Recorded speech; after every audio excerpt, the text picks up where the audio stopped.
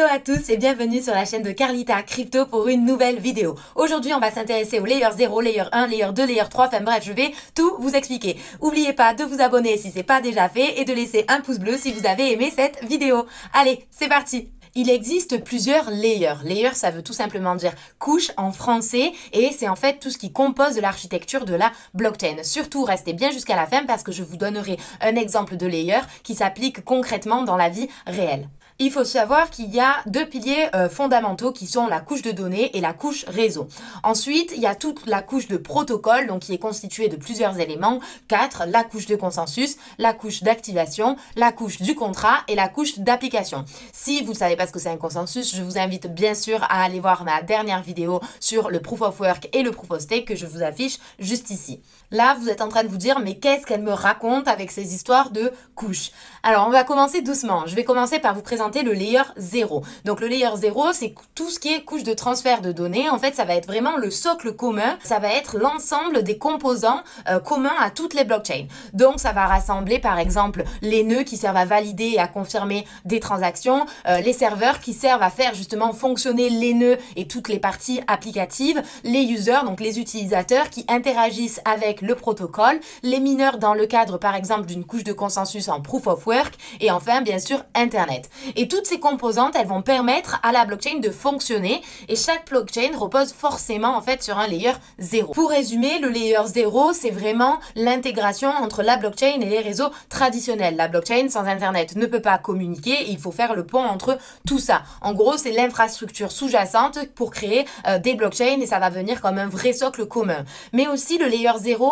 permet la communication entre deux blockchains différentes. En gros, plutôt que d'aller rajouter des layers au-dessus des blockchains, ils ont pensé pourquoi pas construire en fait sur le même socle, ce qui permettrait à deux blockchains de communiquer entre elles. Si je peux vous donner un exemple, Cosmos Atom a permis la création de BNB Chain et de Terra parce qu'ils avaient le même layer 0, donc le même socle commun. Et pareil pour Polkadot qui possède par exemple un kit de développement et aussi un système de communication, et leur blockchain développe également du coup Astar, Moonbeam, Akala et bien d'autres. Donc ça, c'était pour l'explication du layer 0. Mais il y a aussi un layer 1. Alors lui, le layer 1 correspond en fait à toute l'architecture de la blockchain, donc à la couche de données, de réseau, de consensus et d'activation.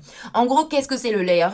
C'est la blockchain. En gros, c'est la chaîne publique, indépendante et unique qui a son propre mécanisme de consensus. Vous avez l'exemple d'Ethereum, de Bitcoin, de Solana, de Cardano, etc. Je pourrais en citer encore pas mal. Autrement dit, un protocole est dit protocole de couche 1 lorsqu'il traite et finalise des transactions sur sa propre blockchain. Ces protocoles ont également leur propre token natif pour payer les frais de transaction. Si je vous donne aussi l'exemple de Bitcoin, la dénomination unitaire s'écrit Bitcoin avec un petit b, et dans le cas de la blockchain, du système de paiement de pair à pair, on écrit Bitcoin avec un grand B. Maintenant, un petit point pour ceux qui ne connaissent pas le challenge des blockchains. Le challenge des blockchains est appelé trilemme parce qu'il ressemble à un triangle. En gros, une blockchain a 3 enjeux. Le premier, c'est la décentralisation, le fait que personne n'ait la même mise sur le réseau. Le deuxième, c'est la scalabilité, donc la vitesse des transactions, par exemple. Et le troisième, c'est la sécurité, le fait que la blockchain ne puisse pas se faire hacker.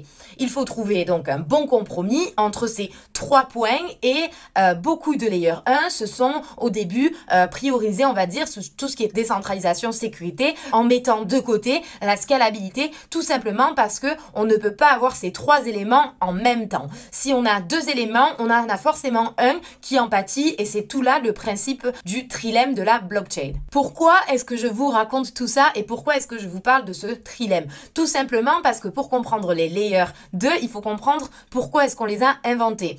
Donc comme je vous disais, il y a toujours un point sur les 3 qui en pâtit, et c'est là qu'interviennent les layers 2. Les layers 2 sont tout simplement une couche supérieure qu'on va superposer au-dessus des layers 1 qui vont par exemple améliorer la scalabilité. Donc il s'applique sur les layers 1 pour améliorer le challenge, donc si on prend l'exemple de la scalabilité, par exemple la vitesse, et résoudre en fait tous les différents problèmes. Ils vont vraiment se superposer à la blockchain de départ pour réduire la charge de travail de celle-ci, et ils proposent des solutions en gardant en fait les layer 1 pour la sécurité, la décentralisation, mais sort de celui-ci par exemple pour valider des transactions plus vite. Après, il existe plusieurs catégories de layer 2, il y en a vraiment beaucoup comme les Zero Knowledge, Optimistic, Rollup, etc. Honnêtement, je veux faire une vidéo assez courte et assez concrète sur d'abord les layers avant de vous parler de tous les types de layer 2, mais c'est promis, j'y reviendrai dans une prochaine vidéo. Et quand même vous donner quelques exemples de layer 2. Donc vous avez notamment Polygon, Matic, vous avez pour le cas du Bitcoin le Lightning Network, vous avez le cas aussi d'Arbitrum, de Starknet, de Cartesy, d'Immutablix, etc., etc. Il en existe pas mal. Bon, j'espère que vous avez compris la différence entre un layer 1 et un layer 2, mais si je dois résumer, par exemple avec Ethereum, la différence se trouve dans la capacité de traitement. Ethereum est une blockchain de layer 1 qui va effectuer 14 transactions par seconde. Quant à, par exemple, un layer 2, si je peux citer Polygon Matic, Polygon va effectuer plus de 7200 transactions par seconde. Et vous voyez qu'on est sur des chiffres totalement différents. Souvent, d'ailleurs, on entend que les layers, comme je vous l'ai dit dans la vidéo, privilégient robustesse et sécurité avant de privilégier scalabilité. Et les layers 2 privilégient donc l'efficacité et les performances. Mais dans la réalité, dans le cas concret, c'est pas toujours vrai. Exemple de Solana, justement, qui eux ont privilégié la vitesse des transactions et le peu de frais, mais ils se retrouvent quand même avec certains problèmes dont la blockchain à l'arrêt. Les layers 3, eux, sont des couches d'interopérabilité. Donc les différentes blockchains, en fait, ne peuvent pas communiquer entre elles. Aujourd'hui, Ethereum et Bitcoin, ou Ethereum et Solana, Solana et Bitcoin, enfin bref, vous m'avez compris, toutes ces blockchains-là, de layer qui sont des blockchains, donc layer 1, ne peuvent pas communiquer entre elles. Et les layer 3, ils vont amener une solution qui fait que les blockchains peuvent communiquer entre elles. On a par exemple Symbiosis Finance ou encore Axelar Network qui essayent d'être la couche d'interopérabilité. Et le but final, en gros, qu'est-ce que ça change pour vous, utilisateurs, un layer 3? C'est tout simplement de simplifier tout ça, d'avoir une seule adresse et de pouvoir envoyer ces Ethereum sur une adresse Bitcoin et ces Bitcoins sur cette adresse Ethereum. Parce qu'aujourd'hui, il y a plein de gens qui font l'erreur d'envoyer du Bitcoin sur une adresse Ethereum, mais en fait, ils n'auront jamais leur Bitcoin. Ils ne recevront jamais cette transaction. Voilà, elle est perdue à jamais, c'est fini. Ils retrouveront plus jamais leur argent. Et le but, c'est vraiment de simplifier tout ça tout en étant vraiment performant et polyvalent. Voilà, c'est ce que je voulais vous dire sur les layers 3. Et ne confondez pas les layers 0 et les layers 3, parce que les layers 0, c'est vraiment le socle commun qui permet à des blockchains de communiquer. Mais Bitcoin et Ethereum ne sont pas sur le même layer 0 et donc ne peuvent pas communiquer entre elles. Et c'est pour ça, d'ailleurs, pour toutes ces blockchains-là qui n'ont pas été construites sur le même layer 0, qu'on a créé les layers 3. Et comme je vous avais promis au début de la vidéo, un exemple dans la vie concrète de layer. Si on devait résumer, donc le layer 0, ce serait par exemple votre ordinateur, votre matériel. Le layer 1, ce serait votre système d'exploitation, donc peut-être Windows ou macOS ou autre. Le layer 2, ce serait les navigateurs de recherche, Chrome, Safari, etc. Et le layer 3, ce serait les applications comme les jeux vidéo ou Spotify ou bien d'autres.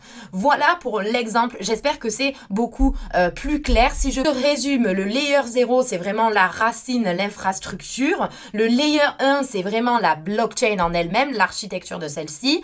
Le layer 2, c'est quelque chose qui va améliorer la blockchain, donc par exemple la scalabilité pour Bitcoin ou Ethereum.